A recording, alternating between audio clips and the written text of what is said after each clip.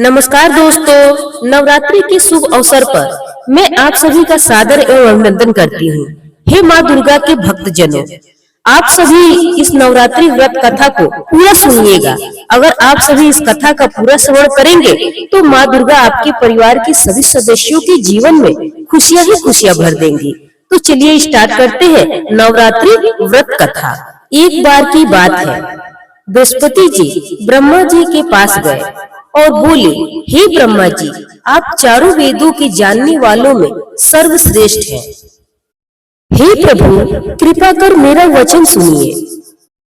चैत्र, अश्विन और आषाढ़ मास में नवरात्रि का व्रत क्यों किया जाता है और नवरात्रि का व्रत शुक्ल पक्ष में ही क्यों किया जाता है? इस व्रत का फल क्या है और कैसे करना उचित है? इस व्रत को सबसे पहले किसने किया? हे प्रभु, कृपा कर आप विस्तार से बताइए। बृहस्पति जी का प्रश्न सुनकर ब्रह्मा जी कहने लगे कि हे बृहस्पति जी, हे बृहस्पति, प्राणियों की भलाई करने के लिए आपने बहुत अच्छा प्रश्न किया है। जो व्यक्ति मनोरथ को पूर्ण करने वाली माँ दुर्गा का व्रत सच्चे हृदय से करता है, जो मनुष्य मनोरथ को पूर्ण करने वाली माँ दुर्गा, सूर्य और नारायण को ध्यान करते हैं, वे मनुष्य धन्य हैं। यह नवरात्र व्रत संपूर्ण कामनाओं को पूर्ण करने वाला है। इस व्रत को करने से पुत्र चाहने वाले को पुत्र, धन चाहने वाले को धन और विद्या चाहने वाले को विद्या की प्राप्ति होती है और सुख चाहने वाले को सुख की प्राप्ति होती है। इस व्रत को करने से रोगी मनुष्य का रोग दूर हो जाता है, मनुष्य की तमाम विपत्तियां दूर हो जाती हैं, संपूर्ण संपत्तियां आकर के भर जाती हैं। समस्त पापों को दूर करने वाली इस व्रत को करने से कौन सा मनोरथ है जो सिद्ध नहीं हो सकता? व्रत को करने वाला मनुष्य सारा दिन का अगर उपवास न कर सके तो एक समय का भोजन करके और नवरात्र व्रत कथा का श्रवण जरूर करें। ब्रह्मा जी कहते हैं कि हे बृहस्पति देव, आप ध्यान से सुनिए। मैं आपको बताता हूँ कि किसने सबसे पहले नवरात्र व्रत किया था। पीचतर नाम के मनोरथ नगर में एक ब्राह्मण रहता था। वह भगवती माँ दुर्गा का सच्चा भक्त था। उस ब्राह्मण के घर अत्यंत सुंदर एक सुमति नाम की कन्या पैदा हुई। वह बालिका अपनी सहेलियों के साथ खेलती कूदती इस तरह से बड़ी होने लगी कि जैसे शुक्ल पक्ष में चंद्रमा की कला बढ़ती है। उस बालिका के पिता प्रतिदिन दुर्गा माता का पूजन और होम किया करता था। वो भी बालिका अपने पिता के साथ पूजन में नियमित रूप से उपस्थित होती थी। एक दिन वह सुमति नाम की बालिका अपने पिता के साथ पूजा में उपस्थित नहीं हुई क्योंकि वह खेलने में व्यस्त हो गई। उसके पिता को उस पुत्री की असावधानी को देखकर उसे बहुत ही क्रोध आया और कहने लगा, हे दुष्ट पुत्री, तुमने भगवती का आज भजन और कीर्तन नहीं किया। इसी कारण से मैं तुम्हारा विवाह एक गरीब कुष्ठ रोगी से करूंगा, क्योंकि तुम्हारा दोष क्षमा करने के लायक नहीं है। कुपित पिता के वचन को सुनकर उस बालिका को बहुत ही दुख हुआ और अपने पिता से कहने लगी कि हे पिताजी, मैं आपकी कन्या हूँ, आप जैसा चाहेंगे मैं वैसा ही करूंगी। आप जिसके साथ चाहते हैं मेरा विवाह कर सकते हैं। मैं खुशी पूर्वक उससे विवाह कर लूंगी, क्योंकि मेरे भाग्य में जो लिखा होगा वही होगा। कन्या की बातों को सुनकर वह ब्राह्मण बहुत ही क्रोधित हुआ और एक कुष्ठ रोगी के साथ अपनी कन्या का विवाह कर दिया और कहने लगा कि लो अपने कर्म का फल भोगो। देखता हूँ तुम अपने भाग्य के भरोसे क्या कर सकती हो। पिता के ऐसे कड़वे वचन को सुनकर सुमति बहुत ही दुखी हुई और अपने मन में विचार करने लगी कि मेरा कैसा भाग्य है कि मुझे एक कुष्ठ रोगी पति मिला। इस तरह के अपने मन में ख्यालों को बुनते हुए वह कन्या अपने पति के साथ वन में चली गई। उस गरीब बालिका की दुखित अवस्था को देखकर माँ भगवती ने कहा कि हे कन्या, मैं तुमसे बहुत ही प्रसन्न हूँ। तुम मनचाहा वरदान मुझसे मांग सकती हो। माँ भगवती दुर्गा का वचन सुन वह लड़की पूछती है कि हे माता, आप कौन हैं? उस सुमति नाम की कन्या का वचन सुन माँ भगवती कहती है कि हे कन्या, मैं माँ भगवती हूँ। मैं ब्रह्म विद्या व सरस्वती हूँ। मैं प्रसन्न होने पर प्राणियों का दुख दूर कर उन्हें सुख संपत्ति देती हूँ। हे कन्या, मैं तुम पर पूर्व जन्म के कर्मों के कारण तुम पर प्रसन्न हूँ। हे कन्या, मैं तुम्हारे पूर्व जन्म के कर्मों का वृतांत सुनाती हूँ। ध्यान पूर्वक सुनो। तुम पूर्व जन्म में निषाद की स्त्री थी और पतिव्रता नारी थी। एक दिन तुम्हारे पति ने चोरी की। चोरी करने के कारण सिपाहियों ने तुम दोनों को पकड़ लिया और ले जाकर जेल खाने में तुम दोनों को बंद कर दिया और वहां पर भोजन भी नहीं दिया। इस प्रकार तुम दोनों ने 9 दिनों तक न कुछ खाया और न कुछ पिया। इस तरह नवरात्र के समय में तुम दोनों का नवरात्र का व्रत पूर्ण हो गया।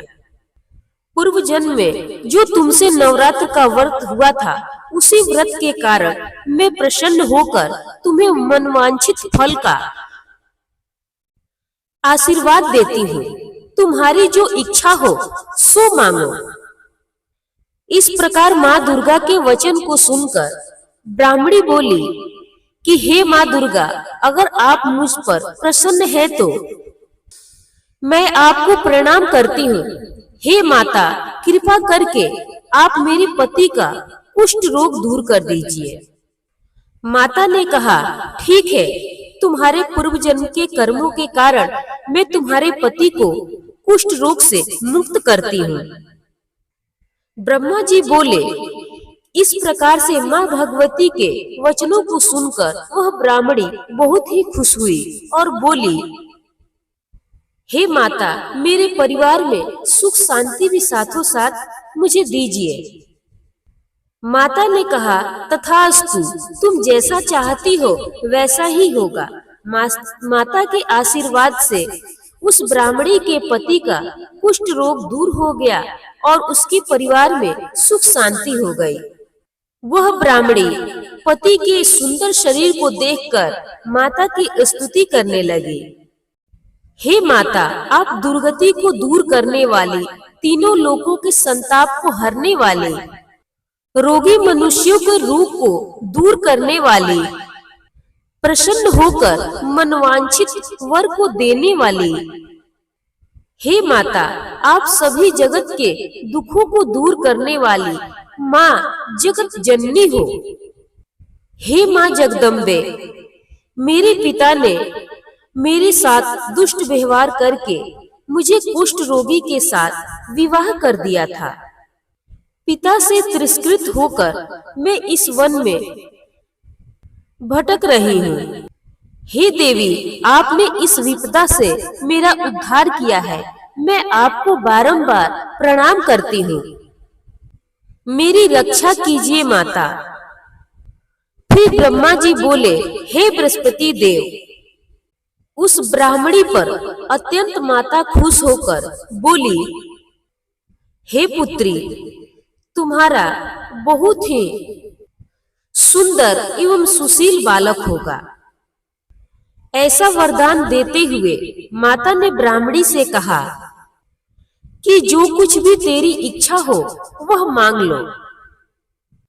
माँ भगवती दुर्गा का वचन सुन उस ब्राह्मणी ने कहा कि हे भगवती दुर्गे, अगर आप मुझ पर खुश हैं तो मुझे नवरात्र व्रत की कथा एवं पूजन विधि के लिए बताइए।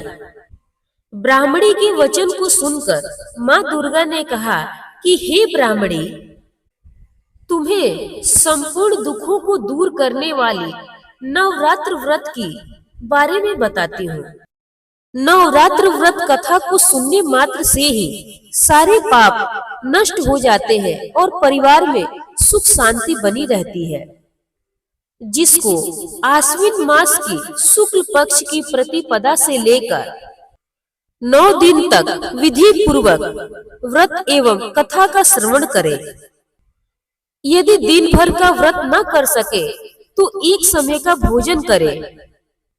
विद्वान ब्राह्मणों से पता करके माँ काली एवं माँ सरस्वती की मूर्तियां भी स्थापित करें और वहां पर एक कलश भी स्थापित करें और नित्य विधि पूर्वक स्थापित मूर्तियों एवं कलश की विधि पूर्वक पूजा करें।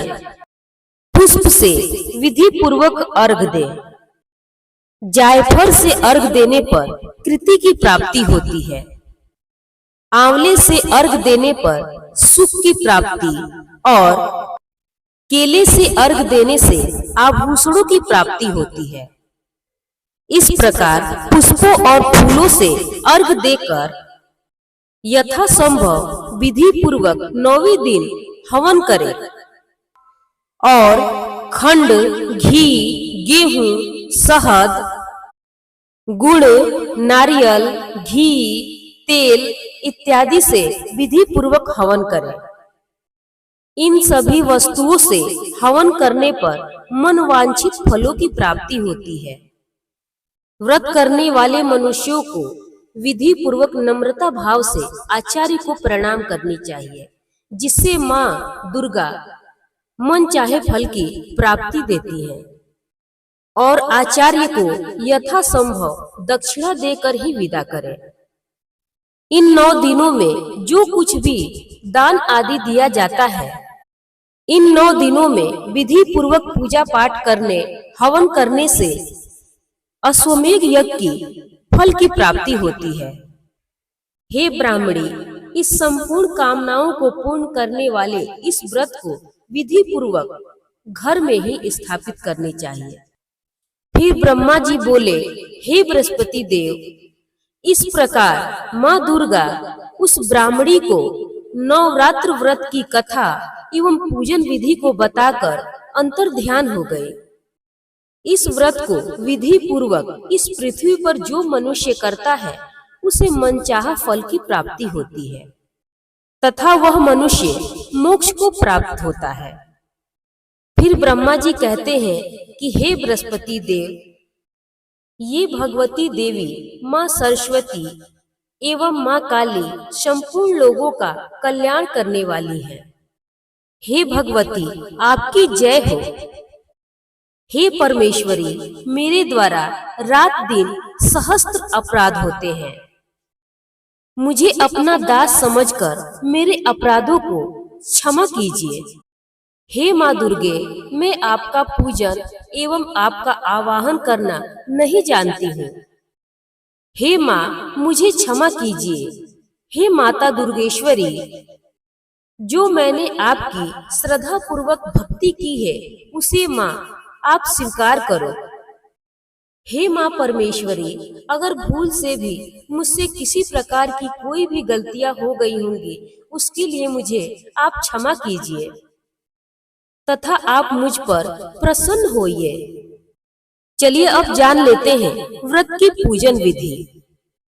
प्रातः नित्य कर्म से निवृत्त होकर स्नान कर घर या मंदिर में माँ दुर्गा का पूजन पाठ आरंभ करें और माँ दुर्गा की नवरात्र व्रत कथा का श्रवण करें। कन्याओं के लिए ये व्रत अत्यंत लाभदायक होता है। हे माँ जगत जननी जगदम्बा, आपकी कृपा से सभी प्राणियों का कष्ट दूर हो जाता है और सुख संपत्ति की प्राप्ति होती है। माँ दुर्गा की कृपा सभी भक्त जनों पर बनी रहे। आज की कथा यहीं पर समाप्त होती है। अगर मेरा ये वीडियो अगर आप सभी को अच्छा लगा हो तो मेरे वीडियो को लाइक कीजिए, मेरे चैनल को सब्सक्राइब कीजिए और ज्यादा से ज्यादा इस वीडियो को अपने दोस्तों में शेयर कीजिए ताकि मेरा उत्साह बढ़ता रहे। तो चलिए मिलते हैं नेक्स्ट वीडियो में किसी दूसरे टॉपिक के साथ। तब तक के लिए धन्यवाद।